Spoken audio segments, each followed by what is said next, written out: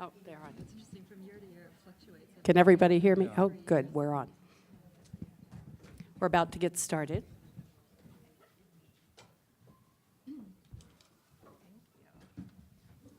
This work? Thank you all for coming. We have a lot of new information that you'll be happy to hear today. And I want to make sure there are some questionnaire sheets and some pens on the desk in front of you, on the table in front of you. So please fill out any questions you might have, because there will be a question and answer session after each doctor has started. So Nancy, will you welcome us, please? Yeah, we're so happy that you're all here. Thank you for coming today. If anybody wants to move closer, I know no one will bite, and if you want to move closer so you can hear better, come closer. There's plenty of seats in the front as well. This is the second year that we're doing a panel at this time of year. We also do a panel in May right after our main event, but we're finding that there's so much information evolving about research with MS, and it's been such a wonderful thing for people to listen to what's going on and ask questions, and we're really grateful that you're all here. So thank you guys so much for coming, and thank you for always supporting the Race to Race MS, because we're obviously all on the same page. We're all in a hurry to cross that finish line and find a cure for MS, and we are trying to, put this amazing team of doctors that are here today together. They're all amazingly brilliant, and they come from all over the country, and they're just, I'm in awe of what they're doing, and they've all put down the traditional barriers that exist in MS research, and they really do work as a team, and what's happening is amazing. So without further ado, I will go to them because you don't want to hear it from me. Are you next? Am I supposed to introduce you? So, yes, Emmanuel, you want to speak on our first topic? Okay, so the first topic actually is about progressive MS, and I would like to introduce actually Dr. Calabresi and Dr. Bourdette, who are maybe going to give us like a 1 minute thing about progressive MS in general, and then we'd like to encourage you to ask specific questions about progressive MS. Well, it's a real pleasure being here. I just want to make sure we're all on the same page when we're talking about what do we mean by progressive MS. People with progressive MS have a steady worsening over time. So year to year, they're a little bit worse than the year before. Some people, that's the way their MS starts, particularly if they develop their first symptoms after the age of 40. We call that primary progressive MS. And some people develop progressive MS a number of years after they initially had relapsing remitting MS. So we're not talking about people who are stable but perhaps have some disabilities secondary to prior attacks, but people that have steady progressive worsening of their MS. And the reason this is so important is it affects so many people. It's the most disabling form of MS, and none of the current FDA-approved therapies that are so useful for treating relapsing remitting MS really significantly alter the progressive phase. So we're confronted with a disabling common form of the condition, and currently no treatments, although there's a number of things being studied that show great promise in terms of treating progressive MS, and maybe we can get to that in the questions. It is important, though, if you have progressive MS, to do as much as you can to improve your control your symptoms, and to actively pursue a lifestyle that promotes wellness. And that means if you smoke, stopping smoking. Aerobic exercise, finding a way to do aerobic exercise is really important. It's been shown that aerobic exercise in animals actually increases numbers of nerves, the number of nerve connections, so that's a very important thing to do. If you have problems with depression or chronic stress, dealing with that's very important, because that's also bad for your quality of life, and actually is bad for MS and bad for the brain. So We really encourage people with progressive MS not to throw the towel in, but just the opposite, to work as hard as they can in terms of promoting wellness. Peter, would you like to add something to that? That was great, Dennis. I'm Peter Calabresi from Johns Hopkins, and thanks for inviting me. The intent here is to make this very interactive, so we will try to keep it short. I think Dennis made a lot of great points about having a positive attitude, living a healthy lifestyle. We as neurologists, don't stress this enough. We're taught to prescribe medications, and there's a lot you can do. And one of my colleagues, Adam Kaplan, who couldn't make it, is our neuropsychiatrist and talks about mood and how depression can negatively impact the course of MS. And sometimes you'll read stories about people who are in wheelchairs and get up and actually do better. And some of that has to do, in my opinion, with having a positive attitude. Now, not everyone can just suddenly say, I'm going to have a better attitude, but it does, having a purpose in life and being willing to fight the disease, I think, is really important. On the research side, there are two exciting avenues of research. One is trying to repair myelin, and if we can wrap more myelin around the nerves, we think that that can protect them from undergoing this slow degeneration that we think is the underlying basis for progressive MS. And there's a lot of research going on in identifying what kinds of cells are in our brain that can turn into the myelinating cells. And there's the good news is that there's a drug that's actually in clinical trial testing right now to see if we can enhance natural remyelination. And that's the first of many strategies that are being developed in the lab. And so you have to remember that the drugs we have now, much of the scientific basis for it came out of research in the 80s and early 90s, and the remyelinating repair drugs have been only studied for about 10 years, and I think we're just starting to get to the point where we're going to be able to translate them.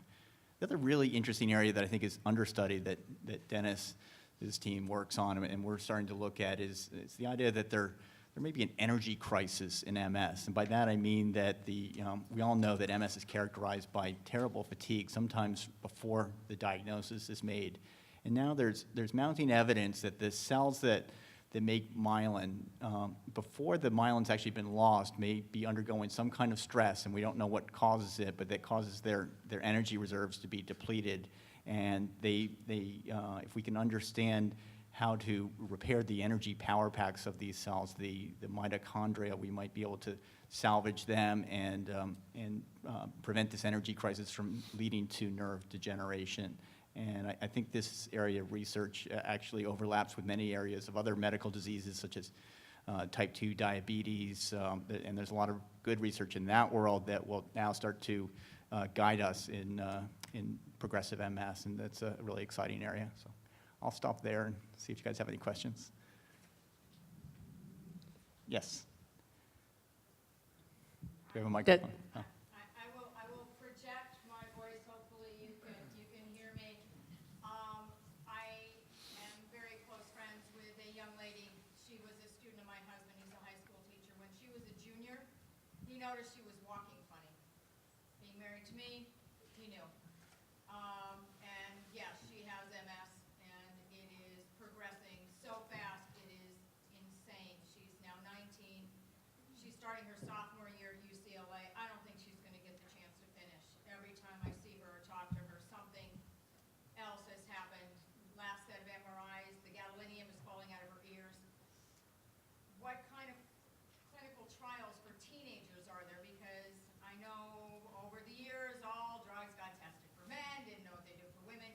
All these drugs are being tested on grown-ups. She's 19 and fading fast. What kind of clinical trials, what kind of testing is out there to identify before developing teenagers? Thank you. We have our pediatric expert right here. Well, she's 19, so basically she would qualify for any of the trials that are testing medications for MS. And it's maybe that she doesn't have to test a medication. She may have to be on one of the 10 medications that are on the market for MS that she could sort out with her neurologist or see a specialist for MS if she has not. Being 19, she has access to all the medications adults have access to. She was on them and she developed anaphylaxis with Tysabri. She developed other kinds of drug sensitivity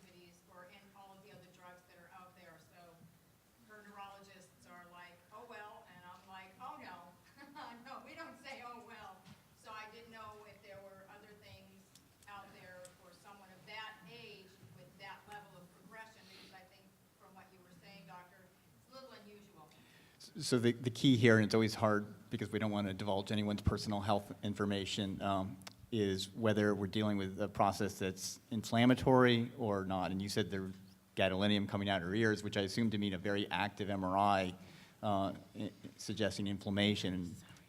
And as Dennis said, you know, sometimes it's actually hard to know whether someone's progressive or not. If someone has exacerbation after exacerbation, they never get a chance to go into remission, it can look like progressive disease, but it may be very treatable, like, you know, like relapsing disease. And if she's failed 1, 2, or 3 therapies, then you have to start thinking about possibly chemotherapies, in my opinion, or other more aggressive ways of suppressing the immune system. And there are protocols around the country for what's called a conditioning regimen prior to giving mesenchymal stem cells. And so they do this in some places, and it's very controversial, and I'm not necessarily advocating that, but there are places that give very strong immune suppressing drugs that may quiet down the inflammation if she hasn't responded to any of the commercially available ones.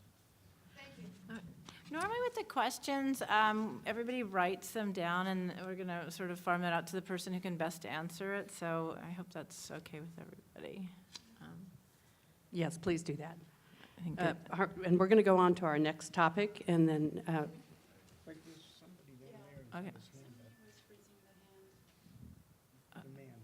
oh. I'm sorry, if you don't mind putting your questions on the little questionnaire, writing them down, we'll bring them up, and after we've discussed all the topics, then we're going to go to the questions. So our next topic is women in MS, and our own Dr. Emmanuel Wabant and Dr. Tanuja Chitnis will be speaking on this.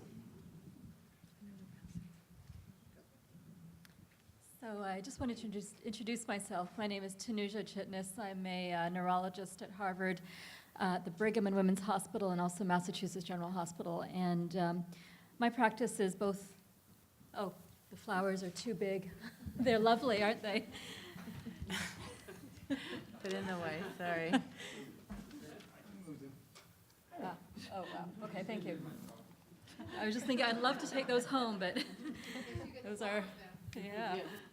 So my practice is both adults and children with MS, and just a few thoughts around pregnancy. I jotted down some points that, you know, many of my patients ask around pregnancy, and one is, should I get pregnant? Does my MS prevent me from getting pregnant? Are there issues specifically for MS patients? And what is the long-term, you know, outlook for MS and having children? And that's something that we'll discuss a little bit more in the next session.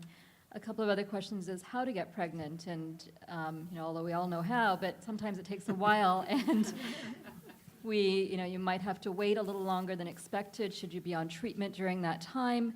And there's a lot of information now about MS treatments and what is potentially safe and what might have adverse effects during that interim period, and some ways to approach that, including giving courses of IV steroids each time you try, and then it doesn't actually work out that month.